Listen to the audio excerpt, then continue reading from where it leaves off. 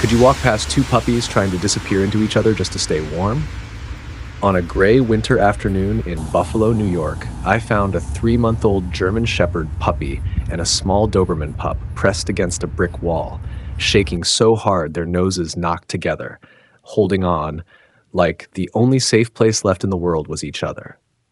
The sidewalk beside the old warehouses was empty, just dirty snow and the rattle of the wind between bricks. My wife, Rose, walked next to me with a little white pharmacy bag swinging from her hand, the kind that reminds you you're not 30 anymore. I'm 69 and my knees complain about every uneven stone, but even they went quiet when I saw those two tiny bodies trying to melt into the red wall. The German Shepherd puppy had paws too big for her skinny legs, clumsy and beautiful in that way that says she's meant to grow strong someday. Her fur was matted with old slush and street dust, but she was still trying to stand tall, shoulder turned just enough to cover the smaller black and tan Doberman pup behind her. His head was tucked under her chin, eyes squeezed shut like he thought if he didn't look at the world, maybe it would finally stop looking back at him. Their ribs moved in sharp little bursts, not just from the cold, but from that thin, panicked breathing you hear in a hospital waiting room. My name is Walter, and years ago, Rose and I promised each other we were done with dogs after the last goodbye broke us in ways doctors can't fix. We said our hearts were too old for new leashes and fresh bowls and another pair of eyes to lose. I heard my own voice in my head, repeating that promise like a prayer, while my feet kept bringing me closer to those two shivering shapes. The shepherd girl lifted her gaze first, and there it was. That quiet question dogs ask without words, somewhere between, "Are you safe?" and "Are you leaving too?" The little Doberman felt her move and shrank even deeper against her, pressing his body so tight to hers that I could hardly see where one small body ended and the other began. He wasn't just hiding from the wind, he was trying to decide what to fear more: the cold that had almost taken them, or the stranger standing a few feet away. And in that moment, I understood that maybe my legs could carry me past those puppies, but my heart had already sat down on the frozen pavement beside them and refused to leave. Rose broke the silence first. "They'll freeze out here," she whispered, the words turning to little ghosts in the air between us. I cleared my throat and reached for the safest excuse I had. "The shelter's 10 minutes away," I said. "They'll know what to do." Even as I said it, I watched the German Shepherd puppy press her side tighter against the little Doberman pup, like she heard something dangerous in the word shelter itself. Rose glanced up at the sky, that heavy buffalo gray that means night falls faster than you think. "They close in an hour," she murmured. "And you know how it is after hours. They get put in a cold run and wait till morning." Her eyes stayed on the puppies, but I knew she was remembering the same things I was. We were young once, walking down another cracked sidewalk with two little kids swinging between us. Back then, it was a trembling street mutt hiding behind a trash can, all ribs and hope, who followed our family home and somehow stayed until both our children were taller than me. I remember muddy paw prints on homework, fur on prom dresses, that old dog's head on Rose's lap when she cried the night her father died. Saying goodbye to him felt like closing a door on an entire chapter of our life, and we swore we wouldn't open it again. The anger that rose in my chest wasn't for these puppies. It was for myself. For a man who promised he couldn't handle another leash, yet was already measuring space in the back seat. "I can't do this again," I muttered, more to the wind than to Rose. My heart doesn't bounce back like it used to. Rose didn't argue. She just reached into that little white pharmacy bag and pulled out a package of cooked chicken breast we'd bought for our own supper. She tore it open with careful cold fingers, broke off a small piece, and knelt down so slowly I could hear her knees protest. "Hey, sweetheart," she said softly, holding out the food. "Just a taste." The German Shepherd puppy watched her hand for a long moment, nose twitching, then stepped forward on clumsy paws and took the bite, chewing like she wasn't sure food was allowed to be this soft. She swallowed, hesitated, and then nudged a tiny shred loose with her tongue, turning to press it toward the Doberman pup's mouth. He blinked, surprised, then licked it carefully from her lips, still never quite letting go of her fur with his chin. We fed them like that, bit by bit, until the shaking in their bodies turned from terror into something closer to shivers after a hot shower. "They can stay one night," I finally said, the words feeling heavier than they should. "We warm them up, give them water, real food. Tomorrow we take them to the shelter and let the young folks finish the job." Rose just nodded, because we both knew it wasn't just one night, but we needed to hear that lie to take the first step. In the car, as the heater coughed out tired, warm air, the Doberman pup scrambled up until he could tuck his little head under the shepherd girl's neck. She shifted, not to move away, but to lay one muddy paw gently across his back. Watching them breathe in the same shaky rhythm, I thought of hospital rooms and hands clutching at each other in the dark, and I realized I had seen that kind of grip before. It's what people do when they're not sure they're going to make it, but they're determined not to face the fear alone. Our house looked almost too warm for them when we carried them in, like a soft old sweater you're afraid to put on a wet branch. Family photos lined the hallway, our grown kids frozen in time at graduations and weddings, grandkids with missing teeth, all of them visiting less and less these days. Rose went straight to the living room radiator, that old metal dragon that still breathes heat when it feels like it. She shook out a faded plaid blanket, the one that's been through more winters than I like to admit, and spread it in front of the warm pipes. She set down a heavy bowl of warm water and another of kibble with the last of the chicken mixed in, then looked over her shoulder at me. "We're not a shelter," I grumbled, more out of habit than conviction. "We're two retirees with pill organizers and bad backs." The German Shepherd puppy didn't care what we were called. She crept forward first, nose twitching, ribs still trembling under her damp fur.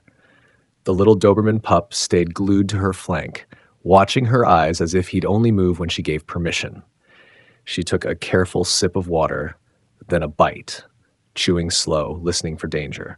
When nothing terrible happened, she stepped aside half an inch, just enough for him to reach the bowl too. He drank like someone who'd been told this might be his last chance, stopping every few seconds to glance up and make sure her shoulder was still right there. Later in the bathroom, I ran the faucet until the water was just warm enough for old hands and young paws. They tried to back away at first, nails scrabbling on the tub, but Rose hummed some tune from the 70s, and I kept a hand on each small chest. We washed off grit and road salt, revealing soft bellies, nicked ears, and those tender edges where the cold had bitten but not quite won. At one point, they both lifted a paw at the same time, dipping it into the water together like two kids testing a pool, then looking at each other as if to say, "We survived this too." When we finally settled them on the blanket by the radiator, their bodies curled into the same shared shape as against that brick wall. I started to stand, telling myself not to hover, not to get pulled in deeper than just one night. That's when the shepherd girl stretched out one clumsy paw and hooked a tiny claw into the hem of my old sweater. She didn't whine, didn't bark, just held on, eyes half closed, like a child catching a sleeve in the dark. I eased her claw free and stepped into the hallway, pulling the door almost shut. Just before it latched, I heard a soft, broken little sound from inside, something between a sigh and a question. In my head, without meaning to, I called her my little light. And as I stood there in the dim hall, I already knew tomorrow that simple thought would want to become her name. The house woke up before we did. Tiny claws tapped across the wood like scattered rain, followed by a thin, unsure yip that didn't know yet if it was allowed to be a bark. When I stepped into the hallway, the German Shepherd puppy was already sniffing along the baseboards, tail low but moving, checking every corner.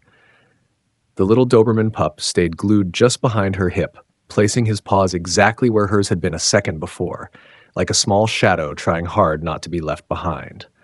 They moved together through our old rooms, past the framed school pictures and wedding photos, as if mapping out a place that might, if they were very careful, decide to keep them. Rose watched them from the doorway, her hand resting on the frame the way you hold a thought that hurts a little. "She looks at you like she's known you her whole life," she said quietly. Without thinking, I answered, "Easy, Lior. It's okay, girl." And the words slipped out so naturally I heard it only after it was already hanging there. Rose's eyebrows lifted, and I felt a slow, guilty smile tug at my mouth. Little light, I muttered, almost to myself. Fits her, doesn't it? We sat at the kitchen table later, watching the Doberman curl against her side, his dark coat catching the weak winter sun. He needs a name, too, Rose said. Something small and stubborn. We settled on Ruby, like a deep stone you find after the river has pushed everything else away. When we called it, his ears twitched, and he scooted closer to her as if checking that Lyra approved before he accepted it. The vet's office smelled like disinfectant and nervous fur. They weighed Lyra and Ruby, checked gums and bellies, pressed cold stethoscopes against tiny chests that beat too fast. Underfed, dehydrated, frostbite on the edges of the ears and paws, the doctor said, gentle but firm. Nothing we can't treat. What they really need is stable walls and the same people every day. Anytime a tech tried to carry one of them to another room, both puppies panicked, twisting and crying until they could see each other again. At the shelter desk, a woman tapped on her keyboard and looked at us over her glasses. If you're just fostering, she said, prepare yourselves. Most families only take one big breed pup at a time. It's very likely they'll be adopted separately. The words sounded practical, reasonable, like something said 1,000 times before, but they landed in my chest like a stone. In the waiting area, I sat down with the leashes wrapped loosely around my hand. Lior circled once, then eased her body between Ruby and the door, stretching out so that every small inch of him was covered by her. Her eyes never left that doorway, as if she was counting every person who might come through and take him away. Watching them breathe together on that thin gray floor, I felt a sharp, almost physical ache at the idea that someone could look at this and still think separating them made any kind of sense. For the next couple of weeks, every piece of paper, every phone call with the shelter used the same word. Foster, they said. Temporary, we repeated, like a little prayer we didn't quite believe in. Life slipped into a new pattern around those 4 paws. Bowls went down at the same times each day on the old kitchen tile, the kind with chips and cracks that tell on every dropped plate. Lior would sit beside my chair every morning while I drank my coffee, her German Shepherd ears half-cocked, watching steam rise like it might be something she needed to guard me from. Ruby tucked himself under Rose's arm whenever the front door slammed across the street, his small body pressing closer until he could feel her heartbeat through her sleeve. I found myself waking up before the alarm, the way I used to when I had to be at work by 6. Back then, I'd clip a leash on our old dog while the sky was still dark, walking the neighborhood before the kids even rubbed sleep from their eyes. I remembered muddy paw prints on my good shoes, the way that dog waited by the door at the exact same time every day, as if he'd swallowed a clock. For years after he was gone, the house kept those hours anyway, just without the sound of nails on the floorboards. Rose started making toast again in the mornings. The smell pulled me right back to school days, when she'd stack lunchboxes on the counter and shout up the stairs that the bus was coming. Lately, before the puppies, the kitchen had been quiet enough to hear the fridge motor turn on and off. Now I heard bowls clink, little licks of tongues on metal, a soft huff from Lior when Ruby tried to crowd her dish and she nudged him back. Not unkindly, just teaching him there was enough for both of them. Evenings turned into something softer. I'd sit in my old recliner with the loose armrest, Rose with her knitting basket, yarn trailing like a path across the rug. Lior would stretch out along my shins, her head heavy and warm on my knees, eyes blinking slower until they gave up. Ruby curled himself into a tight ball at Rose's feet, one paw always touching her slipper, as if he needed that anchor to stay asleep. The television murmured in the background, some game or news show I barely heard. Most of my attention was on the gentle rise and fall of their breathing. That first night, I told myself to keep the bedroom door closed. By the 3rd or 4th, I was leaving it cracked just in case they needed anything, pretending it was for them, not for me. Sometime around 2 a.m, a soft rustle on the hallway rug pulled me out of a light sleep. I opened my eyes to the faintest ribbon of light under the door, and in that narrow gap, 2 small noses and 4 dark eyes peering in at us. They didn't come inside, didn't scratch or whine. They just lay there in the doorway, pressed shoulder to shoulder, watching long enough to be sure we were still where they'd left us. Then I heard the quietest sigh, like the sound of a worry letting go for just one night, and their shadows slipped away down the hall, leaving my heart far more awake than before. Going up the stairs started to feel steeper once Lior and Ruby came into our lives. Lior would take the first step ahead of me, turning her head back every couple of steps as if to make sure I was still coming, the leash gently tugging at my shoulder in a way my old joints didn't always appreciate.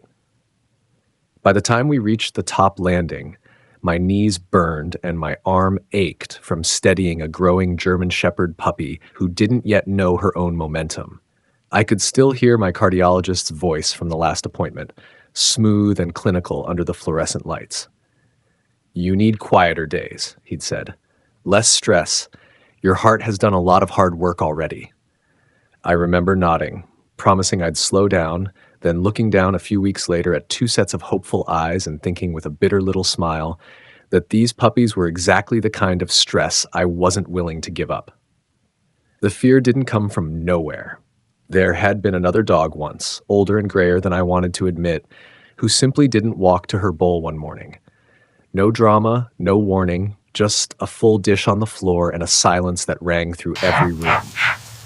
Rose and I boxed up the toys, donated the bed, and said we were done breaking our own hearts on purpose. One night, after we'd put the puppies to bed, Rose sat on the edge of our mattress, hands twisting in the comforter.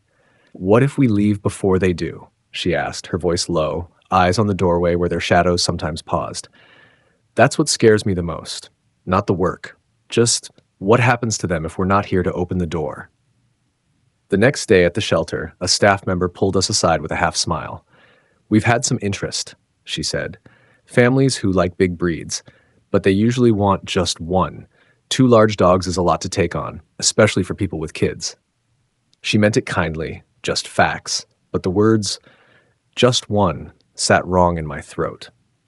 When I walked back into our house that afternoon, the quiet met me first, that held breath of a place waiting to see who's come through the door. I found Lior and Ruby in their basket, twisted into one another so completely you couldn't tell where one ended and the other began, paws and ears and soft bellies all woven together. I stood there longer than I needed to, then heard my own voice slip out before I could stop it. "Maybe it isn't too much for them," I whispered. "Maybe it's just too much for us to let go." The shelter called one afternoon while the coffee was still warm in my mug. "We have a family interested in Ruby," the woman said. "Nice young couple, 2 kids, fenced yard. They've had dogs before. It could be a really good fit." On paper, it sounded perfect. I looked over at the 2 of them in the living room, Lior chewing lazily on a rope toy while Ruby lay half on top of her front legs, like he needed to feel her heartbeat just to relax. Rose put the phone on speaker so we could both hear, nodding along as the woman talked about vet references and stable income and all the things people like us used to brag about. "Just for Ruby?" Rose asked quietly. There was a pause on the other end. "Most families start with 1 dog," the woman said. "It's a lot to take in 2 big puppies at once." The day they came, we tried to pretend this was normal. Rose brushed out their coats until Lior's fur shone, and Ruby's sleek body looked like polished wood. We found 2 clean collars in the box the shelter had given us and wiped down the clips until they clicked shut with a neat little sound. The moment I reached for a second leash, though, Ruby's whole body changed. His muscles went tight, his head dropped, and he flattened himself closer against Lior's chest, eyes darting between my hand and her face. "It's just for a visit," I murmured, looping the leash gently around his neck. Lior stood up beside him, stiff and alert, her shoulder pressed so close to his that the leashes tangled before we even reached the front door. By the time the family stepped onto our porch, Ruby was shaking, but not the cold kind of shake. This was the kind that starts deep in the ribs and works its way into your bones. The kids fell in love fast, the way kids do. The little girl knelt right down and let Ruby sniff her fingers, giggling when his small tongue brushed her skin. Her brother pointed at Lior. "Wow, she's big," he said, eyes wide. "Is she his mom?" Lior hovered just out of their reach, 1 paw's length away, eyes locked on Ruby like she was counting his breaths. We talked to the parents about food and schedules and how Ruby still startled at loud noises. I could feel Rose watching me, waiting to see if I'd say what we'd rehearsed about fostering and letting go. Then the father took Ruby's leash gently and walked a few steps toward the hallway, testing how he moved on his own. Ruby made it maybe 2 feet before he stopped. He squeaked, a tiny broken sound no bigger than he was, and dug his paws into the rug. His body turned sideways, straining toward Leor, nails scratching as he tried to twist out of the gentle pull. Leor lunged forward at the same time. We looked at, almost losing her footing, claws scrambling, as if some invisible wire between them had been yanked too tight. The father hesitated, looking back at us. The mother murmured, "It's okay, buddy," but her voice sounded uncertain now. The little girl watched the two puppies pulling toward each other, leashes taut, hearts louder than any of our explanations. Finally, she looked up at all of us grown-ups with a frown that seemed too old for her face. "Why are you even trying to split them up?" she asked. "They're like one puppy with two tails." That night, dinner was mostly the sound of forks on plates and the clock over the stove ticking louder than usual. Leor and Ruby lay under the table, pressed so close their sides rose and fell like one small tide, warm against my slippers. Rose set her fork down and let out a breath that sounded like it had been sitting in her chest all day. "We were just going to help them through the winter," she said softly. "Remember?" Now I can't picture this kitchen without the sound of their paws. Her words pulled me back to the night of our silver anniversary. Friends raised glasses and said things about the house you've built together. All smiles and candlelight. Back then, it felt true. Now I understood the part they never mention, that without the ones you love inside it, a house is just walls and plumbing and a mortgage long since paid off. We tried to be sensible. We talked about our ages, the pills lined up in the bathroom, the cost of vet bills on a fixed income. We weighed responsibility on one side and fear on the other. But every neat argument slid off the picture right in front of us. Two puppies who still flinched at every slammed car door, then relaxed the instant their bodies touched. Leor's paw would find Ruby's back, his nose would tuck under her neck, and the world would shrink back down to something survivable. What kept me up that night wasn't just their future, it was my own. The question I didn't want to say out loud sat heavy in my chest. What if these two are the last ones who really, honestly need me to show up every single day? Sometime after midnight, I padded down the hallway for a glass of water, the floor cool under my feet. In the dim light from the living room, I saw them on their blanket. Leor stretched out just enough so Ruby could bury his entire face under her throat, his little body finally loose with sleep. She was awake, though, those dark eyes lifting to meet mine, as if checking whether we were still all in this together. I stood there for a long moment, fingers resting on the doorframe, feeling every year in my bones and every beat in my ribs. "We won't separate you," I whispered into the quiet room. "Whatever it costs us, we won't let you go." I called the shelter first thing the next morning before I could talk myself out of it. The coffee was still dripping.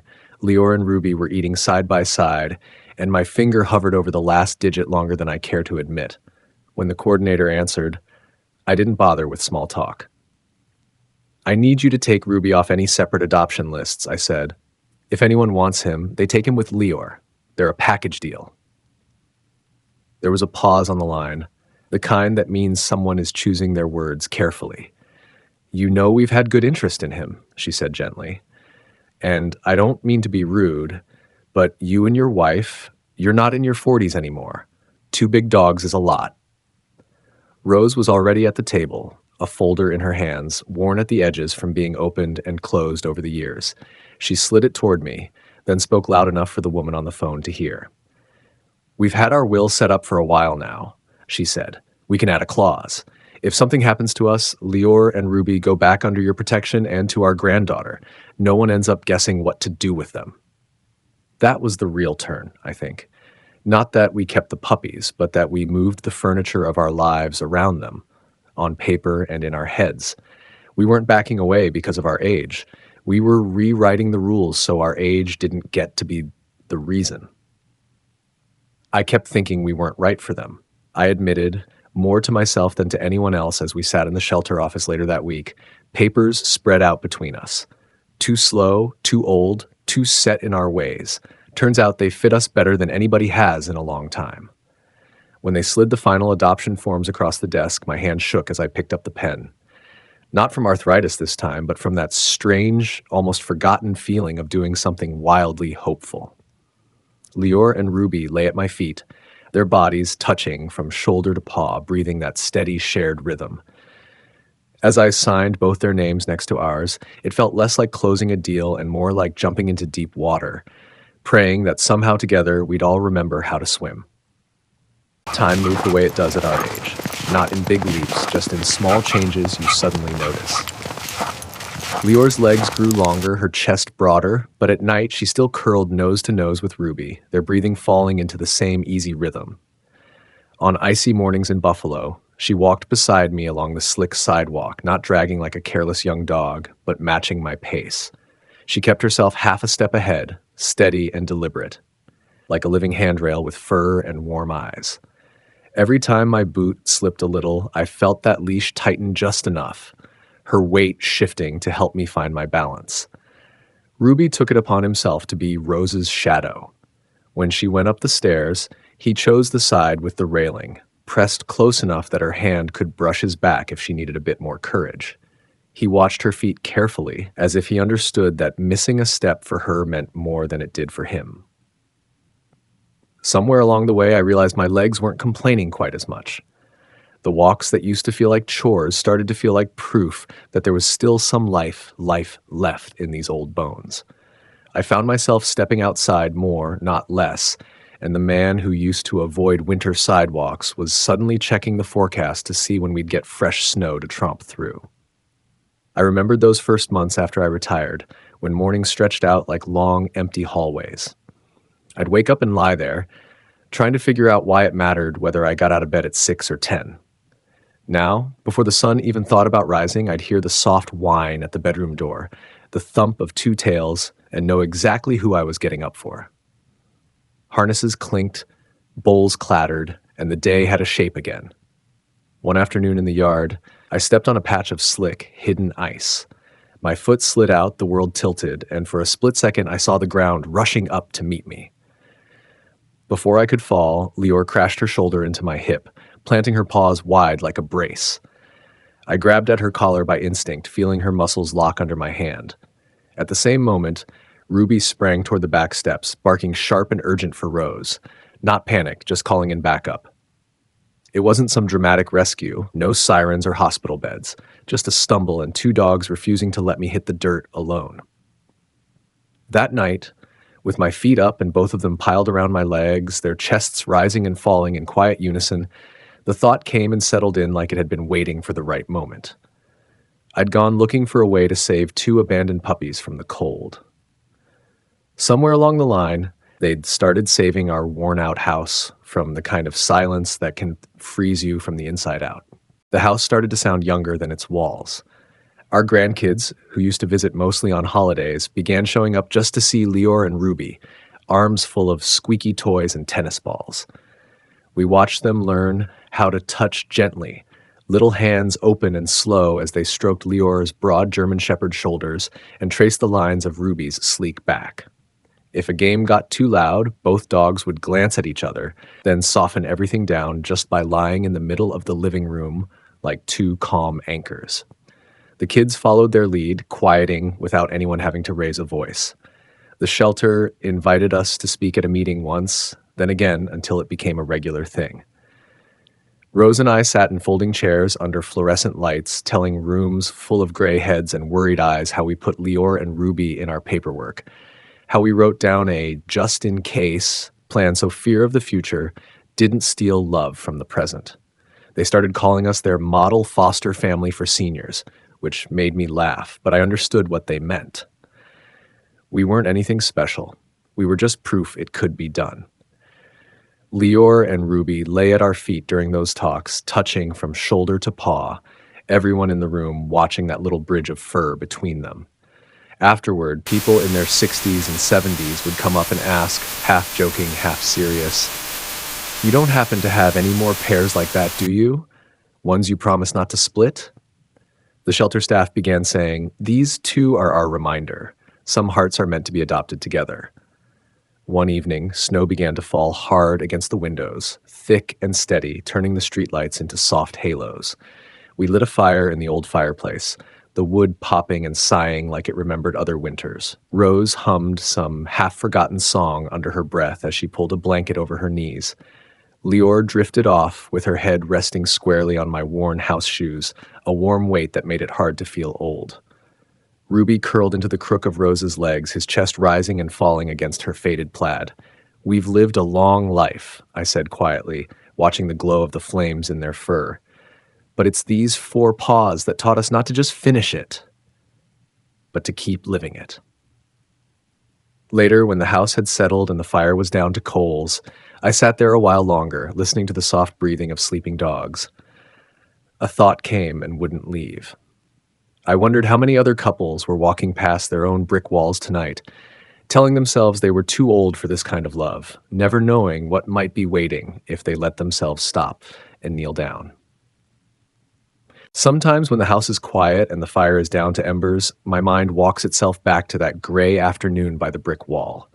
Two shivering shadows pressed into cold stone, trying to disappear into each other because there was nowhere else to go. I think about how scared they were, how small they looked against all that empty city. And then I look at them now, stretched out on our old rug, collars jingling softly when they dream, turning this worn-out house into a place that smells like life again. Two rescued puppies, once abandoned, now filling every hallway with the sound of "you're not alone anymore." People like to say, love belongs to the young, to fresh starts and first apartments. But sitting here in my late 60s with dog hair on my socks and paw prints on the kitchen floor, I can tell you something different. Love doesn't check birth dates. Sometimes the very best home for a frightened, unwanted pup is the one with pill bottles on the counter and reading glasses by the sink. This little guy's journey from abandonment to rehabilitation shows how important nonprofit rescue groups really are. We couldn't have done this without the folks who picked up the phone, who trusted two old hearts to try again. Caring for a rescued puppy is more than love. It's responsibility. It's pet care. It's early walks when your knees ache, vet bills when the budget is tight, and choosing to stay when it would be easier to look away. If Leor and Ruby have stirred something in you, don't ignore it. Share their story with your children, your grandchildren, your friends who say they're too old or too busy for this kind of love. Support your local rescues. Leave a kind word. Pass this video on so the next pair of shaking pups doesn't have to face the cold alone. Join our Brave Paws family. Be their voice. Be their hope.